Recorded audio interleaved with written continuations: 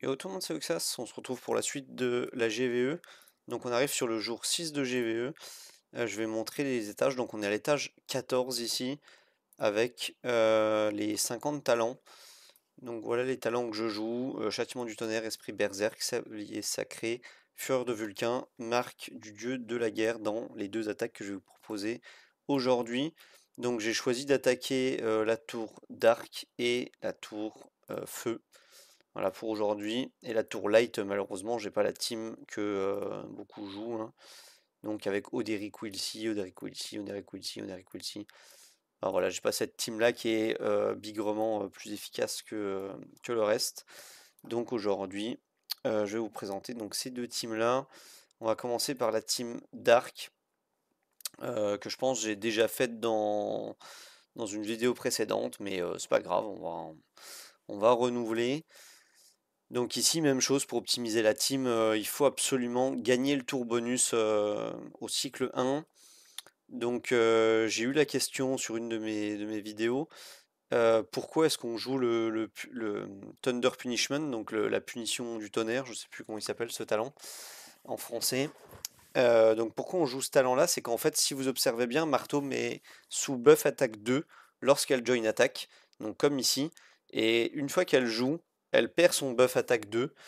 Et en fait, si on joue le baiser de la mort, ou bisou de la mort, je sais plus comment, Kiss of the Death, comme talent, tout simplement, on va avoir que sur un seul des deux tours avec Martome, ce buff attaque 2. Et bah, on perd énormément de dégâts, hein, puisque le nerf de la guerre dans une team saignement, c'est d'avoir énormément d'attaques.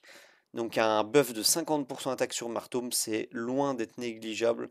Il le faut absolument en tout temps. Vous voyez, ici, on a le buff attaque 2. Donc elle va continuer de join attack comme ici avec son buff attaque 2. Et une fois qu'elle va jouer, c'est-à-dire maintenant, voilà, elle perd son buff attaque 2.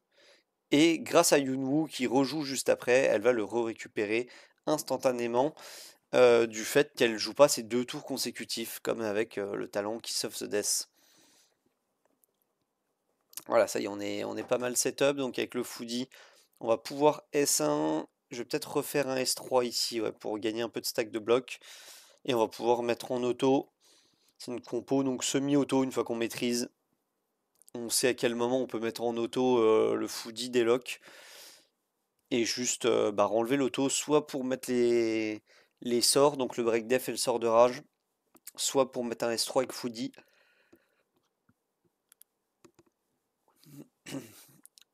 Allez, le boss qui continue de nous taper mais qui nous inflige quasi aucun dégât ici.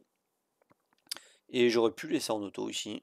Le foodie qui va juste faire des S1 comme le demandait le mode auto. Donc j'aurais pu laisser par contre au prochain cycle. Il va falloir enlever ce mode auto au cycle 6. Parce qu'on va effectivement poser le break def, mais on n'a pas envie que de déclencher le sort de rage avec Foodie. Clairement pas. Allez, donc ici on analyse, donc on break def, et on voit que si Yunwu fait double join attack, donc ici ça va pas être le cas, on aurait pu rage S1, ce qui nous faisait faire le S3 de Yunwu, mais ça sera pas le cas ici, donc on n'utilise pas la rage. On l'utilise soit quand Yunwu est prêt avec sa barre pleine à faire son S3, soit quand Marteau a son S3. Donc je vais vous montrer sur ce cycle-là le S3 de Martome qui peut être extrêmement violent avec la rage. Voilà, on met le sort de rage, S3 de Martome, et ici vous voyez 1,3 million de dégâts. Donc effectivement ça apporte énormément à la composition. La petite Martome, mais c'est S3 récurrent.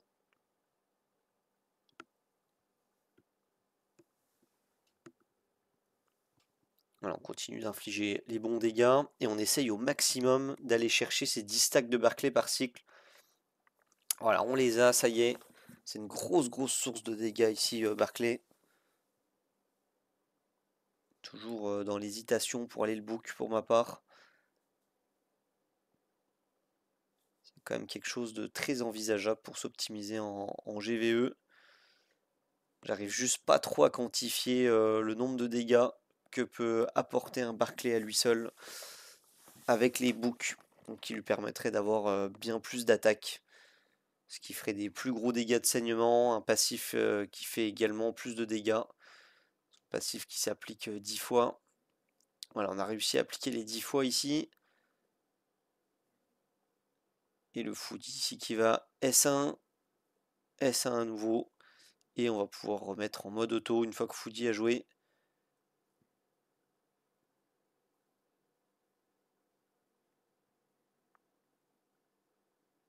Donc au prochain cycle, on va sûrement reprendre en manuel. Voilà, parfait. Les dégâts qui continuent. PV de la tour d'arc qui s'amenuise. Allez, Foodie qui met le S1, S3. Ici, on va pas pouvoir rage avec Yunwu. On est très loin d'avoir la barre pleine côté Yunwu. Le Barclay qui va S3. Et là, en revanche, si Marteau me fait pas proc Yunwu, ah, elle le fait proc, dommage. On aurait pu rage avec Yunwu, mais là, bah, à nouveau, on va pas le faire. Le Barclay qui peut S1.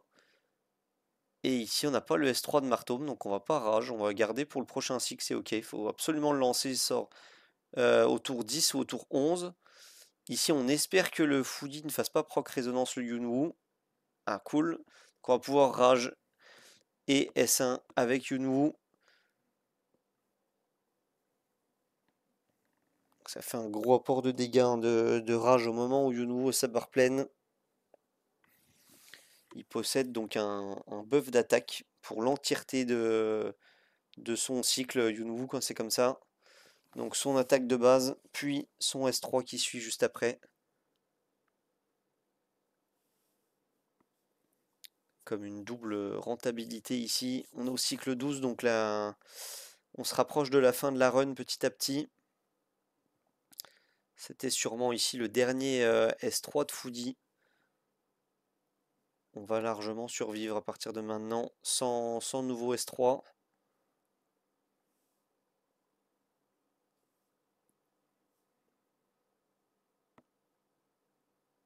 Les dégâts qui continuent.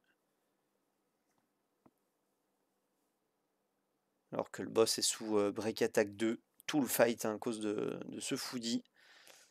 À cause pour lui, grâce pour nous. Foodie qui est une révolution en tour d'arc depuis maintenant quelques années. C'était bien plus pénible avant Foodie de trouver des bonnes compositions en tour d'arc. Allez, on pose ce dernier break def. On espère faire proc ce Yunwu. Et c'est chose faite. Puisque Yunwu qui fait S1 et S3, qui va instantanément donner 2 stacks Barclay dans le même tour de jeu. 2 stacks du passif de Barclay, pardon. Voilà, et là on voit le passif de Barclay qui s'enflamme. On est déjà à 8 stacks.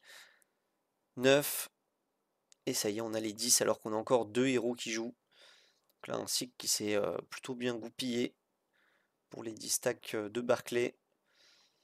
Et ici, avec Foodie, on va exceptionnellement S3 de manière à ce que le Yunwu ici puisse S1 avec sa barre pleine. Donc double S1 puis S3. Donc un très bon sort de rage ici, bien utilisé.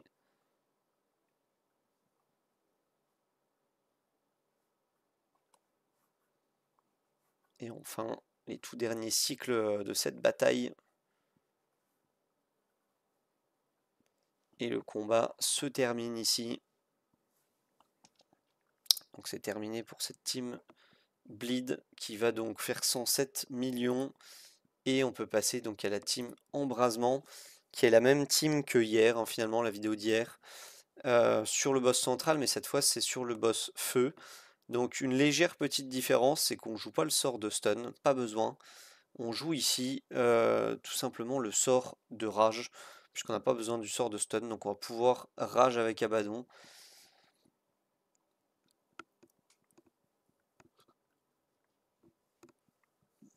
Et c'est la même stratégie. En cycle 1, on ne met pas la marque avec Zlin, on la met à partir du cycle 2. Et là, en revanche, on pourrait jouer dans cette composition le Kiss of the Death, il n'y a aucun problème. Mais de la même manière que le Thunder Punishment, on doit retry et retry jusqu'à ce que les tours bonus finissent par proc au cycle 1. N'hésitez pas à me dire dans les commentaires si ça vous intéresse que je fasse une run avec Baiser de la Mort, si vous voulez voir que bah, la différence du combat, à quel point bah, ça se joue, quoi. C'est plus ou moins le même gameplay. Je pourrais faire ça sur d'autres étages.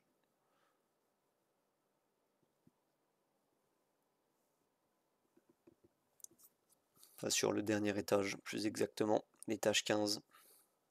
Voilà, on a 20 stacks d'embrasement. Avec Philida, on continue de faire les S3 de manière à garder les embrasements qu'on pose. Ils ne partent tout simplement jamais grâce à Philida. En espérant avoir un jour un héros légendaire qui le permette de remplacer Philida tout simplement, ou un support légendaire qui applique du poison ou de l'embrasement, un peu comme Matson, mais qui soit tout simplement utile sur autre chose que une tourbois. On n'a pas eu trop la tourbois d'ailleurs à vous montrer dans cette vidéo, enfin dans ces vidéos pardon, de GVE. Ça aurait été pas mal de montrer ces compos de la tourbois. Avec la présence d'un Matson. Allez, on est au cycle 6, ça continue. 39 stacks d'embrasement. On va passer, ça y est, au 40e stack. 40e symbolique. On passe un nouveau palier.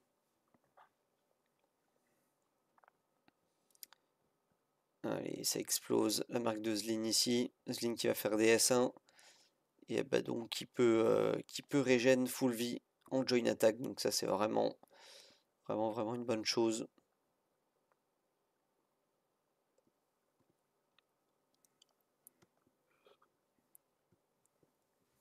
Et on n'oublie pas qu'Abaddon d'ailleurs d'utiliser le sort de rage en fin de cycle 7. Voilà, ici, on utilise le sort de rage. Presque 1 million. C'est normal, il n'y a que 52 stacks.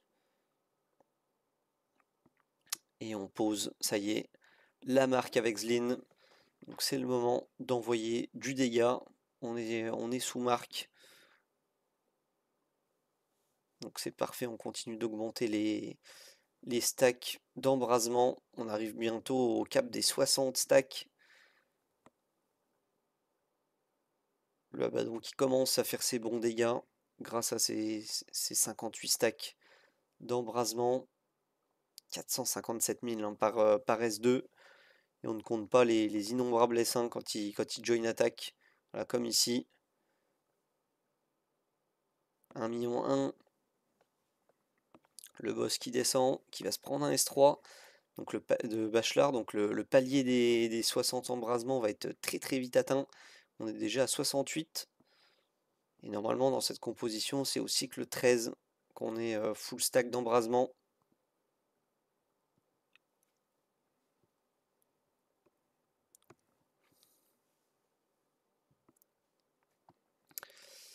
Et donc demain, vidéo de summon sur le nouveau héros de saison qui paraît plutôt très bon. Donc je ferai une vidéo de summon et probablement une vidéo de test après. Donc même chose, hein, n'hésitez pas à me contacter sur Discord ou dans les commentaires de la vidéo si vous avez des idées dans quel contexte jouer ce nouveau héros de saison. Si vous ne voyez pas de qui je parle, je vous invite à aller regarder la vidéo de lundi des news dans laquelle on voit le kit du nouveau héros ensemble.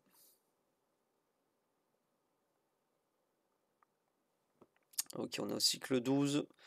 Les embrasements sont au nombre de 84. Et ici 85. Et on les rallonge.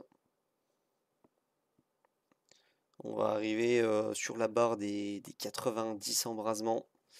La dernière ligne droite, celle qui fait plaisir à notre très cher Abaddon.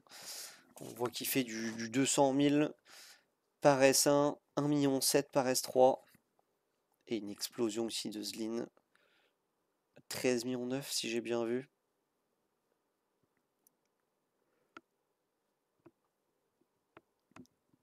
Ça fait très très mal.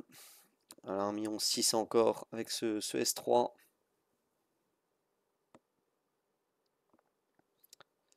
Donc le cycle 13, qui est presque un des derniers ici.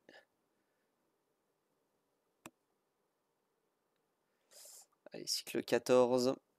Allez, Philida qui va donc prolonger. Voilà, on va pouvoir ici taper fort avec ce Zlin.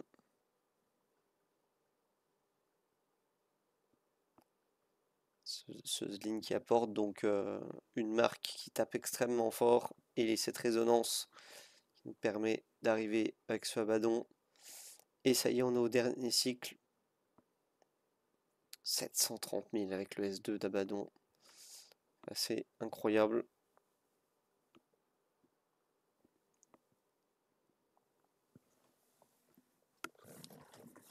Et on va garder le S3 et la rage pour la fin avec Abaddon. Allez, S3, le rage et 1 million 8. Et la marque de Zlin qui va exploser 14 millions 1 à nouveau. Donc plutôt une bonne attaque, encore à plus de 100 millions certainement. Voilà, 109 millions sur ce boss feu. Et on va pouvoir donc passer à la partie des stuffs. Donc normalement la team saignement est encore stuff, si je dis pas de bêtises. Voilà, on commence par le main évidemment de la team saignement, le Yunwu, où le build est assez simple hein, finalement. Énormément de taux crit, énormément d'attaques. Et on tape tout droit, on essaye de faire le plus de dégâts possible avec le Yunwu qui est chez moi full book évidemment. Très très bon héros. Ensuite on va passer à Barclay. Alors Barclay qui est en résonance raider pour ma part. Il doit juste jouer avant Yunwu à son premier cycle. Et après ça n'a vraiment plus d'importance à cause des buffs de speed hein, tout simplement. Et enfin la petite Martome ici. La Martome qui a full attaque hein, tout simplement. 8k8 d'attaque. Je vais pas montrer je crois les books de Barclay. Donc Martome qui n'est pas book. On va aller revoir le petit Barclay. J'ai dû le passer, il est là. Voilà, le Barclay qui n'est pas book, bien qu'il me donne envie, très clairement. Et enfin, le petit Foodie qui a son stuff résonance, hein, qui fait un petit bout de chemin avec. Stuff résonance qui lui est collé et attribué. Et on va pouvoir passer donc à la team embrasement. Avec pour commencer cette Philida qui est full book. Et pour ce qui est des équipements, Philida était des stuffs, mais elle était jouée comme ceci. Voilà, avec donc pas mal d'attaques, pas mal de dégâts crit, évidemment Capetto crit et plus de vitesse que le boss, 154 de vitesse. Ensuite, on va pouvoir passer légendaire feu. Donc le Zlin qui lui n'a pas bougé, c'est du résonance avec full PV. On veut faire tanker un maximum cette équipe. Et donc j'en profite pour montrer d'ailleurs le Zlin qui n'est pas book hein, évidemment. On n'a pas vraiment envie de book un Zlin. Ce Bachelard qui n'est pas book.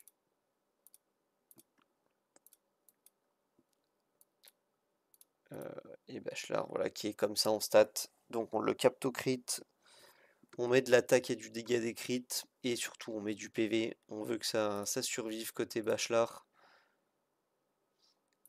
Et enfin, le dernier, mais non le moindre, celui qui occupe la vignette de cette vidéo, Abaddon, donc qui a 8 books sur 15, et qu'on va pouvoir voir dans son stuff ici. Voilà, c'est du Kourou Raider, avec donc 8000 d'attaque et 426 de dégâts des critiques. Donc voilà, pour sécuriser et faire pas mal de dégâts côté Abaddon, il faut également qu'il ait le moins de PV de l'équipe en tour feu. Donc voilà, les PV qui ont été très setup pour cela. de manière à ce que Abaddon doit avoir le moins de PV de l'équipe. Voilà, merci d'avoir regardé la vidéo, je vous souhaite bon jeu, et à plus.